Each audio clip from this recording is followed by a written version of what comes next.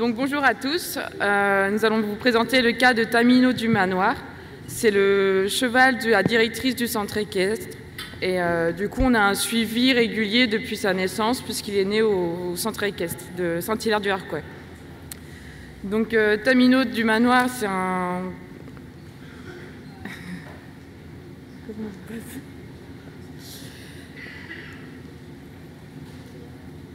Non, c'est avant. Okay. Ça doit être bien avant.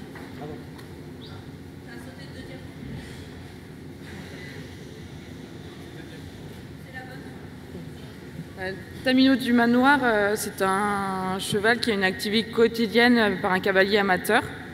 Il fait 2 séances de plat par semaine, 1 séance d'obstacles et 2 séances en extérieur. Et il a un travail en loisir le week-end avec ses propriétaires. Il vit au paddock et au box.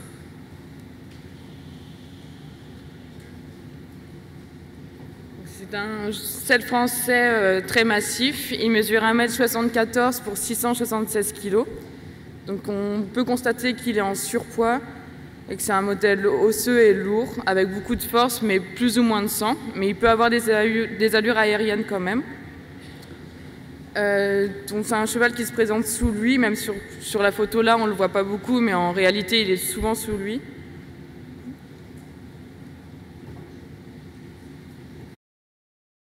Vu de face, c'est un cheval qui est cagneux des 2 antérieurs, particulièrement sur l'antérieur droit, et qui a un genou offset sur l'antérieur gauche.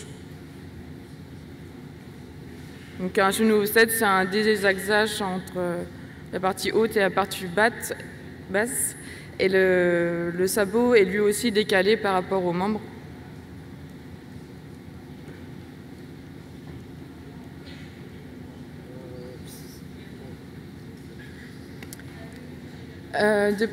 Pour les postérieurs, il a un aplomb plutôt correct malgré un jarret un peu droit.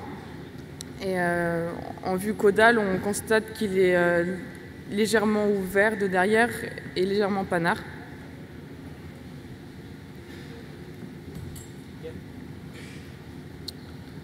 On constate qu'il y a de nombreuses molettes au niveau des boulets.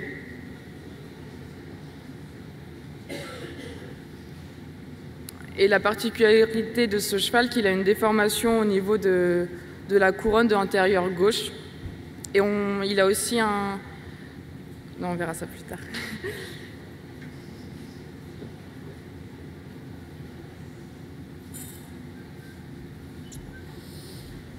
Bonjour à tous, donc on va vous présenter Tamino en mouvement.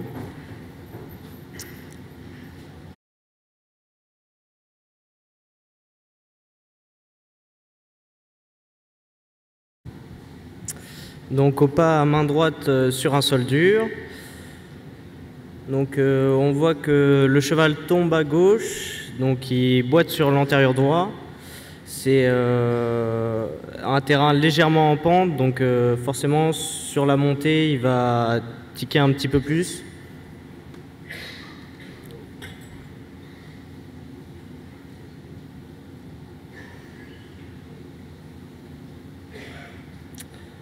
Donc au pas à main gauche, on peut voir qu'il tombe sur l'antérieur droit. La boiterie est plus accentuée sur le cercle. Donc ça reste des cercles assez restreints par rapport au poids et au modèle du cheval.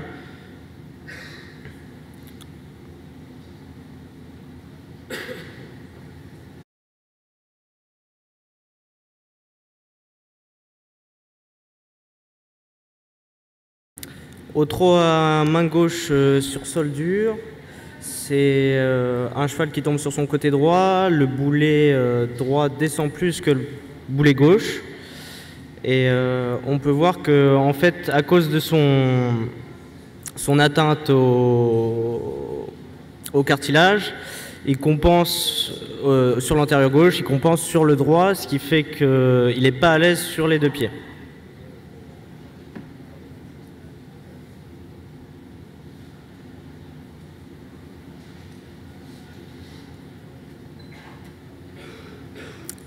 Donc au trot à main droite, on peut voir qu'il est un petit peu rétif au niveau du départ au trot.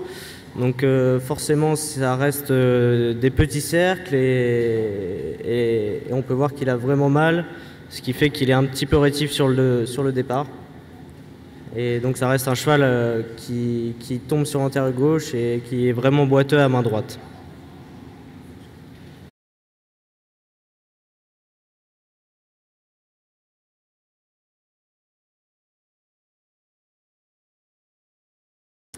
Donc sur la ligne droite, on remarque une légère boiterie de l'antérieur gauche.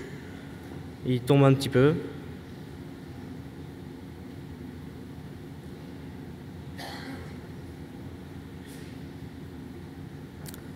Alors le trot de face, on va vraiment... donc c'est un cheval en fait qui était en fin de ferrure, donc c'est pour ça que il y a un fer un petit peu usé. On remarque vraiment la cagnosité des deux pieds. Donc on peut vraiment voir, repasser là. Voilà, on va vraiment pouvoir voir les deux pieds très cagneux.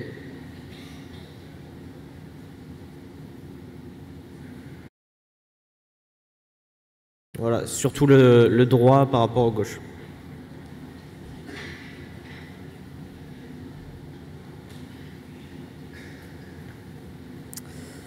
Donc on passe sur un sol mou, donc on a vraiment voulu comparer l'influence des sols par rapport à la pathologie. Sur le sol mou, on a une légère boiterie de l'antérieur gauche, mais on a un cheval qui reste bien par rapport au sol dur.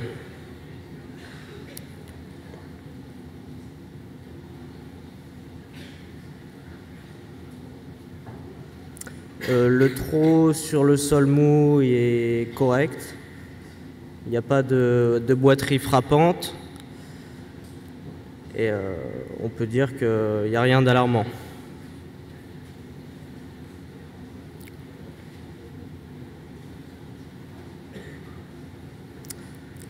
Donc toujours sur le sol mou à main gauche.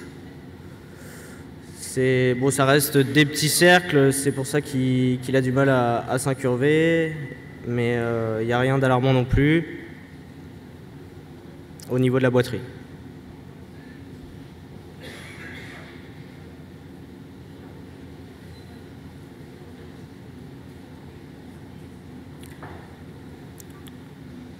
Alors en ligne droite, ça reste un cheval carré.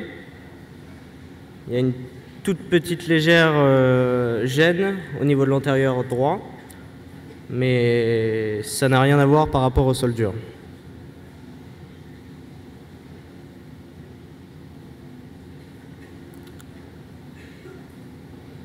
Donc après, on l'a fait galoper. Au niveau du galop, c'est pareil, il n'y a rien d'alarmant. Ça reste un cheval carré qui aborde bien son galop, donc il n'y a rien à dire.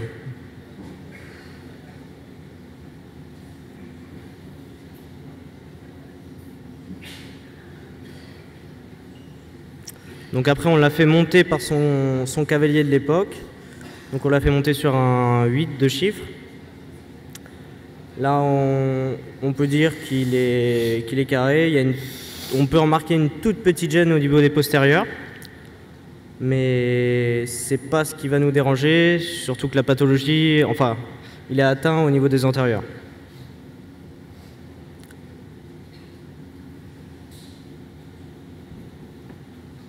Voilà, je vais laisser la parole à Ombelin. Donc on a pu retrouver les radios de 2012. Donc on constate qu'il y a une énorme ossification des cartilages inculaires.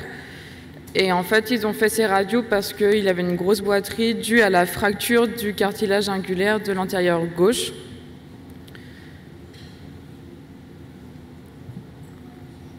On revoit encore les déformations dues au cartilage inculaire.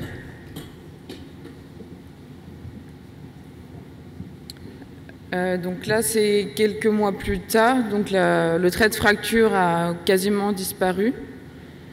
L'ossification est par contre toujours aussi présente.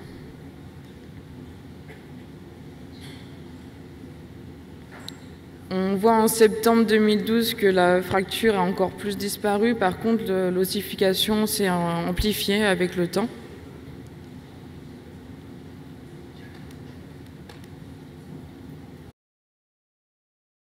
Et même constat en décembre.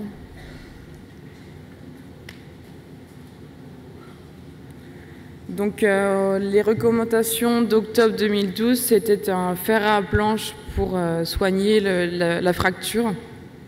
Donc c'est une prescription qui nous a un petit peu étonnés au début. On avait peur que ça appuie plus sur les cartilages. Mais la vétérinaire nous a expliqué que c'était pour maintenir le pied en place. Et c'était un cheval qui était au repos total. Donc ça a quand même bien fonctionné. Et plus tard, la recommandation a évolué avec un fer type Sainte-Croix qui permet beaucoup de roulement au niveau du pied.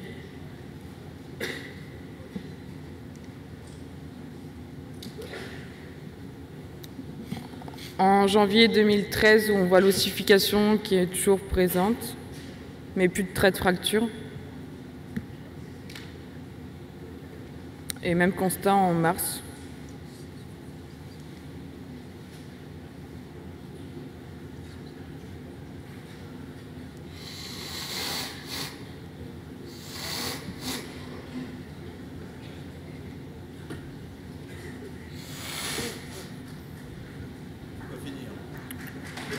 C'est pas fini. C'est que l'entracte. C'est l'entracte. Bonjour, donc maintenant nous allons vous présenter Tamino à la ferrure.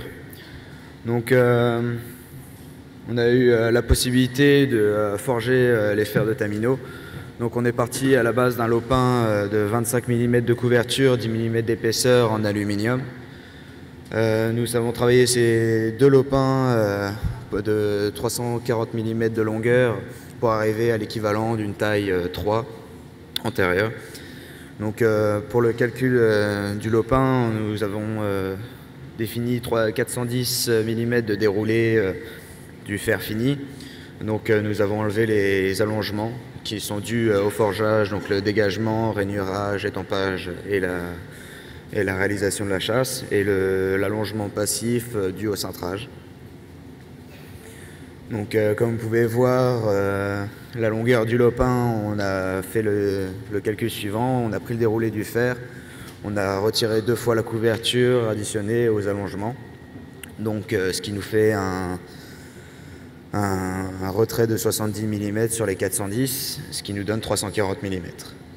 Donc le fer sera réalisé avec un full rolling et chasse en branche.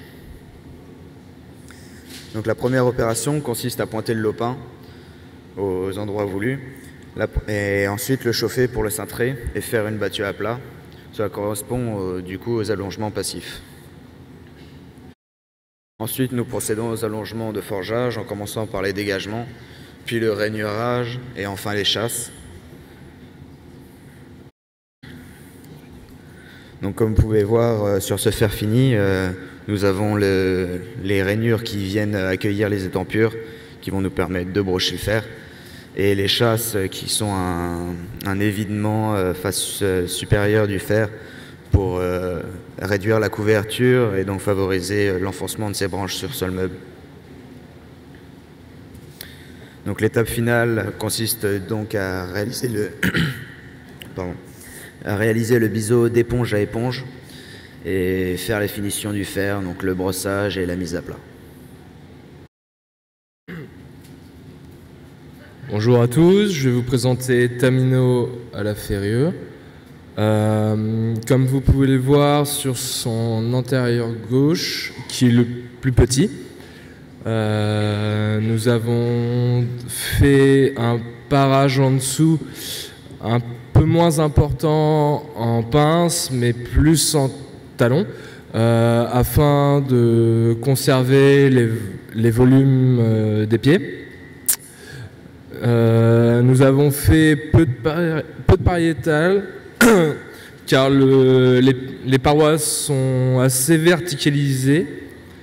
Comme vous pouvez le voir sur la photo de droite, il y a de la garniture en talon Le fer est assez peu reculé. On voit encore la déformation du cartilage ingulaire.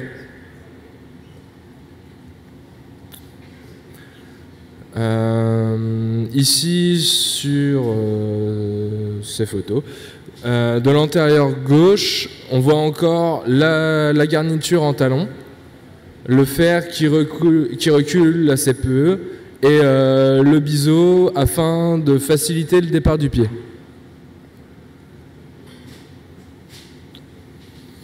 Donc sur ces photos, la photo de gauche, c'est le pied nettoyé, non paré.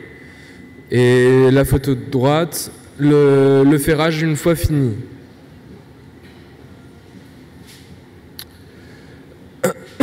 Excusez-moi.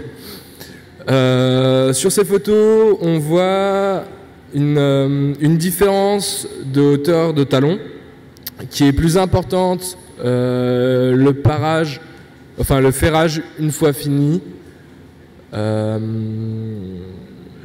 Nous avons réussi à réaxer la boîte cornée. L'antérieur droit, donc l'antérieur le plus évasé. Nous avons fait un parage plus important au niveau de la pince et très peu sur les talons, parce qu'il a les talons assez fuyants, comme vous voulez le voir sur cette photo. Nous avons fait un travail en pariétal assez important pour rééquilibrer les volumes des boîtes cornées.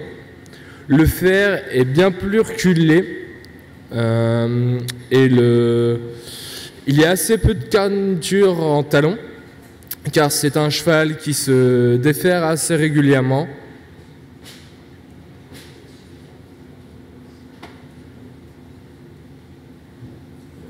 Hop là. Sur cette photo, vous pouvez voir effectivement la garniture en talon.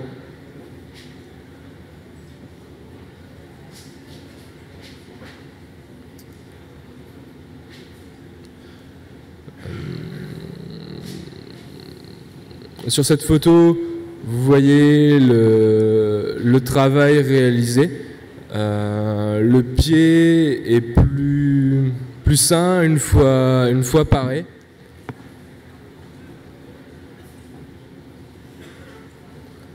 Donc sur la photo de gauche, c'est le pied nettoyé, non paré, et ferrage fini sur la photo de droite.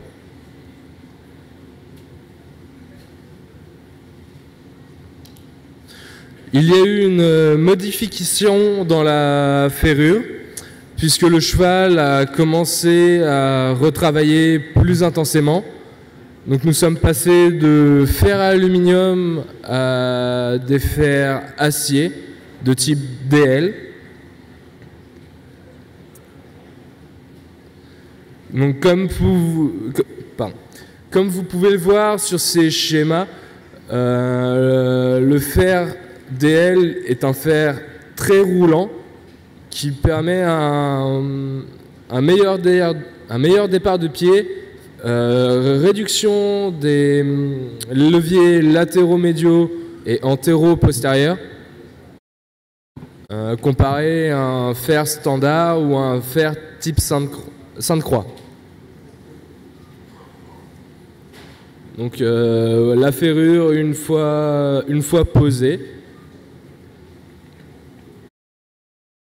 Donc sur ces photos, vous voyez l'espace entre le sol et la rive externe qui est très important, qui montre un rolling assez fort.